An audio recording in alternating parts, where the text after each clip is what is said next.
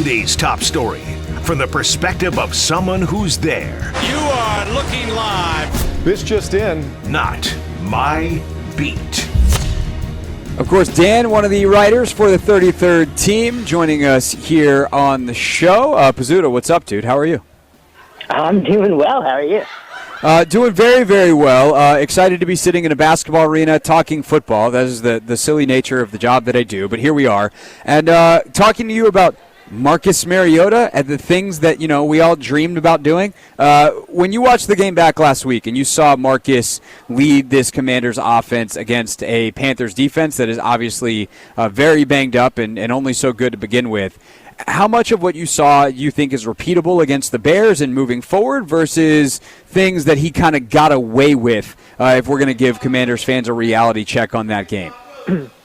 Yeah, I mean, it was one of those things where it was a fairly impressive performance. I think the offense did a lot of good things to kind of open up some stuff for him. I think there's going to be, you're not going to expect Marcus Mariota to, if he has to, continue to play over, multiple weeks, which, hopefully for Washington he doesn't, you're not going to expect him to continue to be one of the most efficient quarterbacks in the league. So I think there just is some of that just kind of naturally you would expect would not go quite as well, especially if he does have to play this week going from a Carolina defense that, like you said, has not been very good at stopping anyone to a Chicago defense that has been very good at stopping just about everyone they've played so far. But I think they did a lot of good things. There was, a lot of the, kind of open spread stuff that we saw earlier in the season. I think there were a lot of good open down the field throws that he just kind of made a pretty good throw. A couple of times he was in empty about 31% of his dropbacks, which I think was just a way to get everything spread out, give him very easy kind of checks at the line to see what the defense is going to be doing. So there were a lot of just kind of different ways. There was a lot of good from him specifically, but there was still a lot of good from the offense that just kind of, I think, made some things easier for him. So when you've studied Marcus in the past, you think back to what he did in Atlanta. Like, that was a very up and down season. What are the things that you would define as Marcus Mariota does well? And then where are the areas that, if you're Cliff Kingsbury, you're trying to game plan around so that you can avoid him having to do these things, X, Y, and Z? Yeah, the Marcus Mariota experience in Atlanta was strange. He was just missing open throws just all the time. And that was just kind of really frustrating. And I don't really know if there was a concrete reason for why it was. Just some of that accuracy and trust, I guess, in that offense just wasn't there. I think we kind of already saw having him, in empty a little bit, letting him, run just a little more. He had a slightly, smaller scramble rate, but he was able to, I think he had a couple of designed runs that just kind of helped him, I think, get in the groove. So I think just having some better skill positions, having that run game to lean on a little bit. And again, I think that those empty formations, I think, did really help him, where he didn't have to do a lot of work pre-snap because everything was so spread out. He was kind of able to figure out where that open receiver was going to be. So I think just kind of those are things, getting him in the rhythm of an offense, which I think they did very good at, once he came in. I think that is definitely going to help him, continue to play pretty well going forward. Dan Pizzuta, 33rd team, with us for his weekly visit here on the Team 980. The Chicago defense has not given up 21 points in 12 straight games. That is very impressive no matter who the opponents are. But, Dan, when you watch them, is that truly who they are in terms of caliber of defense, or does that have to do with the fact that they've played the Panthers, the Jags, the Titans, and some of the NFL's worst offenses, or at least in the Jags' case, most inconsistent offenses in 2024 on the back half of that streak? Yeah, it's probably a little bit of both. I would still say they're one of the better defenses in the league, and one of the things that I think they're really good at is I think they're just technically sound, kind of just everywhere, and that is something that I think even if, they're not going to play up to be a top 5 defense a lot, there's not going to be a lot of blown plays that they're playing not well. I think they have great linebacker play at that second level with all of those guys. They have 3 guys they can really rely on to play well. The cornerbacks are playing really well. Jayden Johnson has repeatedly been one of the best corners in the league. After the season he had last year, he is repeating that this year, and that's very tough to do just kind of individually for a cornerback, because we kind of see play there can be up and down. I think they're just always put in a very good position, and then they have guys who are able to take advantage of any mistake that the offense makes. So they're pretty high in turnover rate, which, is not something that is normally sustainable. But I think the way they play, the way they're kind of taught to attack the ball, and just their style of play does allow that to be a little more sustainable than it would be for other defenses that are kind of relying on turnovers. But just kind of the way they are just technically sound. There's not a lot of ways you can really just, make them make mistakes, which I think is a good thing for a defense, and kind of the way you're able to sustain a high level of play regardless of the opponent.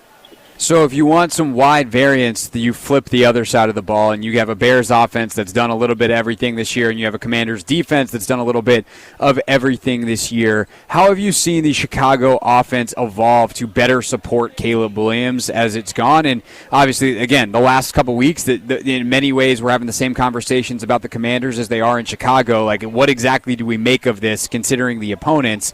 They were playing Jacksonville, they were playing Carolina, but what do we make of the turn before the bye for the better for Caleb Williams? Yeah, he's a guy, like, it kind of in the same sense as Jayden Daniels. I think Jayden Daniels started at a higher level in like week one and has gotten better and shown something different every week. It's the same thing for Caleb Williams. Just the first 2 weeks were a little rocky. So the improvement has been gradual, and it's not at the same plane, I think, that Jayden Daniels was. But Caleb Williams has gotten better every week at something, and it's really been impressive to see. I think they've really kind of figured out what that offense needs to be. I think, when you look at Washington offense, they had a plan and, slowly rolled some more things out. I think for Chicago, they just didn't really know exactly what they wanted to do with the quarterback, how they were going to protect him with the offensive line, how to use all their skill position players. I think they've definitely gotten into a groove a little bit over the past few weeks, and he has more control of that offense. He's doing really well in the quick game. That's probably been one of his best areas right now. So when they're, getting the ball out quick, getting the short passes, he has been super accurate, super decisive, and that's how they've kind of moved the ball really well. He has a couple of the wild, Caleb Williams throws about, once or twice a game. Those are hitting at a higher rate than they were at the beginning of the season. But then you kind of look at some of his, deep passing still isn't quite there at the consistency you would have hoped. But I think that's actually going to be a positive for Chicago, going forward, because I think eventually those are going to hit. But right now, if you are kind of going to force Williams into a mistake, it's kind of still getting that pressure a little bit, forcing him to throw deep. That's still just the part of the game that hasn't completely come together yet for him. But everything else, man, is just real. It's getting better every week. It's really, really fun to watch. So that was going to be my question as we wrap up here, Dan, and we tossed this around on our show this morning, the podcast that I do with Logan Paulson, Take Command. Is Logan initially was like, I would probably be pretty, or I would potentially be really conservative in my coverage structures and try to make them run the football and all that, but because Caleb has struggled so much with the deep ball, do you almost want to tempt them into that? Now, that is a high wire act if you're Washington, considering the weapons they have on the outside. But would you how much risk would you be encouraging Chicago to take if you're Washington, if you're Joe Witt specifically, and how you call this game? Yeah, I think that's kind of the way to do it, because I still think some of the the ways we've kind of seen them struggle is some of the interior pressure when you can push him outside the pocket, kind of force him to make some of those deeper throws on the run. So I would be encouraging that. And, you might lose in a way where those throws are going to beat you. But I think I'm at a point right now with seeing where he is developmentally, I would like to see him beat me like that. I would like to force him to make those throws, because we just haven't seen it at a consistent level. If I'm going to let him kind of sit back, just kind of have not a lot of pressure in his face, and he's able to just kind of make the right decision and fire off in quick game, I've seen him win that way already. So I know he can do that. If I can force him to kind of play hero ball a little bit, and that's kind of, when he was coming into the league, that was one of the concerns. How often is he going to kind of default to trying to do a little too much. So that would be my way of trying to force him to play a little uncomfortably and try to force some things down the field. And I think you can get that high variance a little bit, but that's probably where more of the negatives are going to come from than they have been when he's really been in control the past few weeks.